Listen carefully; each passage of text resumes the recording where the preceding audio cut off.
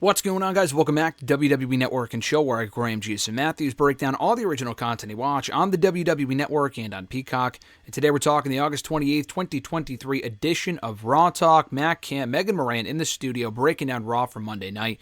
Pretty good show overall, actually. A lot of great wrestling, some solid, effective hype for Payback coming up on Saturday night, which is what this episode of Raw Talk was kind of about as well.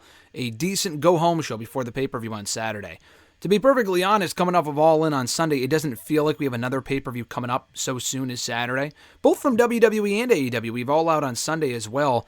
Doesn't really feel like it. We've had a lot of great shows this past summer.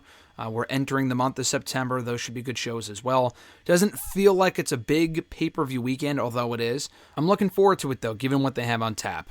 Opening up the episode here, they recap the main event with Becky Lynch beating Zoe Stark in the Falls Count Anywhere matchup. They also run down the other big headlines from Monday's show, including recapping the Rhea Ripley-Raquel Rodriguez segment, with Raquel getting the better of Rhea Ripley heading into their WWE Women's World Championship match coming up on Saturday.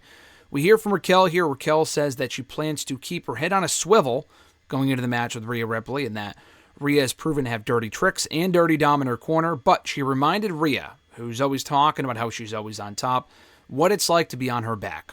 Now, get your mind out of the gutter when you hear that. Back in the studio, they hype up Rhea and Raquel, said matchup for the pay-per-view.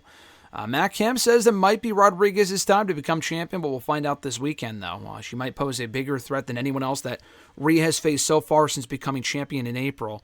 They replay the Tommaso Ciampa-Bronson Reed match, which was a good match. No one really cared, but it was a good match. Tommaso Ciampa winning. We hear from Ciampa here, and Ciampa says that he's, in the last couple of weeks, put champions on notice, whether it be the World Heavyweight Champion Seth Rollins, the Intercontinental Champion Gunther. The last 10 weeks, he admits, have not gone his way, but it's time to right his wrongs, and it's time to remind the world and prove people wrong. They recap the tag team match, or rather, the opening match, Sami Zayn losing to Damian Priest, before hyping the tag team match, the Steel City Street Fight, right? The WWE Tag Team title match between Kevin Owens and Sami Zayn, Finn Balor, Damian Priest. Matt Camp talks about the Judgment Day tension, the latest Judgment Day tension we got on Raw this week, including Rhea mentioning that everyone must walk out with gold on Sunday, or rather Saturday, and if not, it's going to be a problem. They replay the Seth Rollins-Nakamura segment, with Nakamura getting the better of Rollins again. Really good segment. They've actually presented Nakamura really, really well. I don't think anyone actually believes that Nakamura is walking out as the World Heavyweight Champion. But the segment has been, the segments have been strong. Nakamura's promos and the pre-taped environment have been great. I thought this was really, really good. They hype up the Rollins and Nakamura World Heavyweight Championship match for Payback. They also replay the Chad Gable-Ludwig Kaiser match, won by Gable by disqualification following interference from Giovanni Vinci.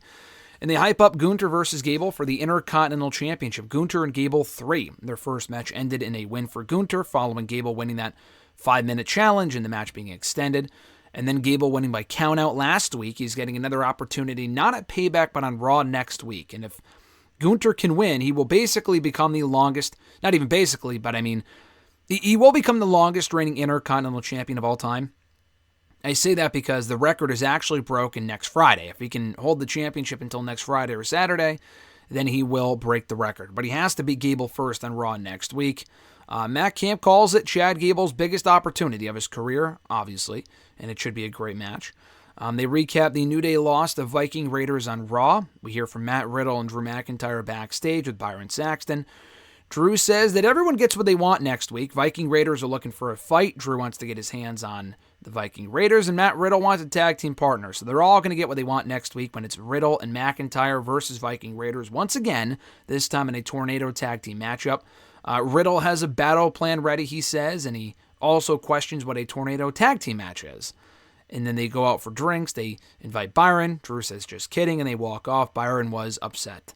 They hype up the tag team match for Monday night next week for Raw, before running down the entire Payback card, including all 5 or 6 matches, and Cody Rhodes appearing on the Grayson Waller effect. Quite random, but it does get Cody Rhodes on the show. Cody Rhodes was not on Raw this week, which I was okay with because there really was no reason for him to be on the show, so I'm not complaining. But they plugged Dominic Mysterio, Shinsuke Nakamura, and Paul Heyman for the bump coming up on Wednesday, and they also paid tribute once more to the late, great Terry Funk and Bray Wyatt. Good episode here of Raw Talk, kind of getting us ready for Payback on Saturday. Like I said earlier, it doesn't really feel like we have 2 pay-per-views coming up this weekend. Both should be very enjoyable shows. They're just not on the same level as SummerSlam or All In or Money in the Bank, the international shows.